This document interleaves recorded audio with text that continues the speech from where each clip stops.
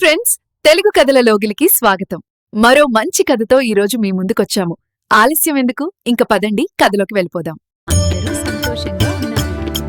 అది ఈ కథ యొక్క చివరి భాగం. అనగనగా ఒక చిన్న పల్లెటూరిలో రాము అనే ఒక అబ్బాయి ఉండేవాడు. రాము చాలా పేదవాడు, కాని అతని మనసు మాత్రం వెంద.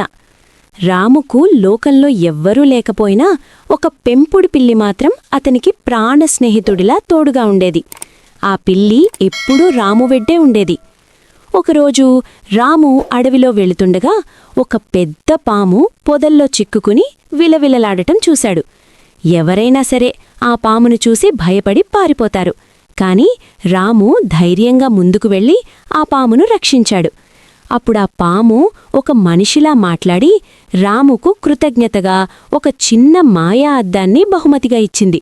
ఈ అద్దం సామాన్యమైంది కాదు, ఈ అద్దంలో చూసి నీవు ఏమి కురుకున్నా జరుగుతుంది అని చెప్పింది. రాము ఆ అద్దాన్ని చూసి నాకు ఒక అందమైన ఇల్లు కావాలి అని కోరగానే కనురెప్ప మూసి తెరిచేలోపు అక్కడొక అద్భుతమైన భవనం ప్రత్యక్షమైంది. ఈ విషయం రాజుగారికి తెలిసింది. రాముని కోటకు తీసుకురమ్మని భటులను పంపారు. భటులు వచ్చి రాముతో రాజుగారు నిన్ను తీసుకురమ్మన్నారు అని చెప్పారు. రాము నేను వస్తాను, మీరు వెళ్ళండి అని చెప్పి రాము నేరుగా కోటకు వెళ్లాడు. రాజు రాముని చూసి నీవు చాలా తక్కువ సమయంలో ఇల్లు కట్టావని తెలిసింది. నీ పనితనానికి మెచ్చాను, నీకు ఏమి కావాలో కోరుకో, తప్పకుండా ఇస్తాను అన్నారు. రాము వెంటనే రాజకుమారిని నాకిచ్చి పెళ్లి చెయ్యండి అని కోరాడు.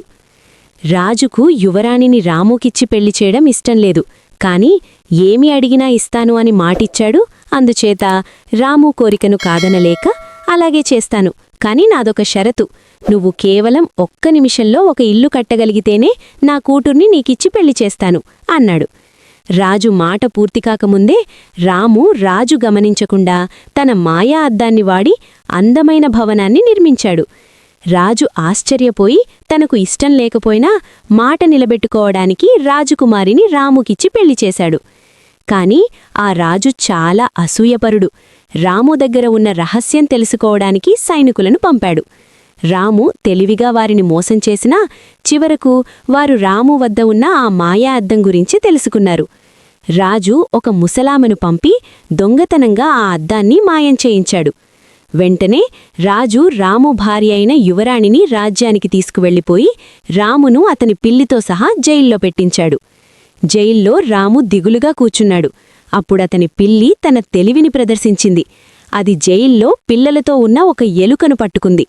రాజుకోటలో దాచిన మాయా అద్దాన్ని తిరిగి తెస్తే నిన్ను నీ పిల్లలను వదిలేస్తా, ఒకవేళ నీవు తిరిగి లాకపోతే ఇక్కడ ఉన్న నీ పిల్లలను చంపేస్తా అని ఆ ఎలుకతో ఒప్పందం చేసుకుంది. ఆ బుజ్జి ఎలుక రహస్యంగా కోటలోకి వెళ్లి అద్దాన్ని వెతికి ఎలాగోలా దాన్ని రాము దగ్గరకు చేర్చింది. అద్దం చేతికి రాగానే రాము మళ్లీ తన మాయాశక్తిని ఉపయోగించి తన ఇంటిని భార్యను తిరిగి పొందాడు.